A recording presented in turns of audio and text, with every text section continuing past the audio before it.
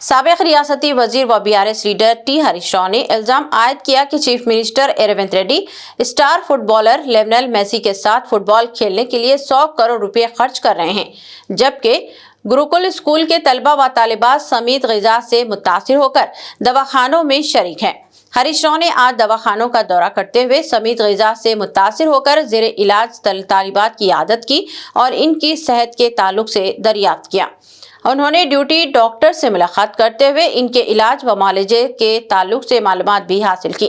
बादजा media से बात करते हुए हरीश राव ने कहा कि बाग लिंगमपल्ली गुरुकुल स्कूल की 90 तालिबात समेत ग़िज़ा से मुतासिर हैं और दवाखाना में ज़ेरे इलाज हैं, लेकिन हुकूमत के किसी नुमाइंदे ने दौरा नहीं किया और ना ही इस ताल्लुक से मालूमात हासिल की। चीफ मिनिस्टर और दीगर रियासती उजरा खुद फुटबॉल की तैयारियों में मसरूफ हैं।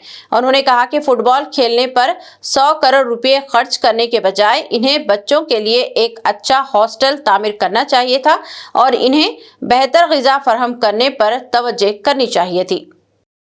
रेड्डेमो विजन 2047 అని డబ్బా కొట్టుకుంటుండు, సంకల్ గుద్దుకుంటుండు. ఇది విజన్ 2047 కాదు, పాయిజన్ 2047 అయిపోయింది. ఇది విజన్ 2047 కాదు, పాయిజన్ 2047. ఎందుకంటే ప్రతిరోజు రాష్ట్రంలో ఏదో ఒక మూలల కలుషిత ఆహారంతో మంచాల మీద పడ్డ పిల్లలే కనబడతా ఉన్నారు. పాయిజన్ తో ఇవాళ పిల్లలు ఆసుపత్రుల పాలవుతున్నారు. ఇప్పుడు గౌరవ ఎమ్మెల్యేలు నేను కొంతమందిని పరామర్శిస్తే మంచిగా అయినాక మరి ఏడిపోతావు బిడ్డ అంటే నేను పోను, హాస్టల్కి పోను, ఇంటికే పోతా అంటారు పిల్లలు. నేను ఇంటికే పోతా, ఇక పోను గవర్నమెంట్ హాస్టల్కు అని పిల్లలు వణుకుతున్నారు, భయపడుతున్నారు. రేవంత్ రెడ్డి గారు నువ్వు తెలంగాణ రైజింగ్ అని డబ్బులు కొడుతున్నావు.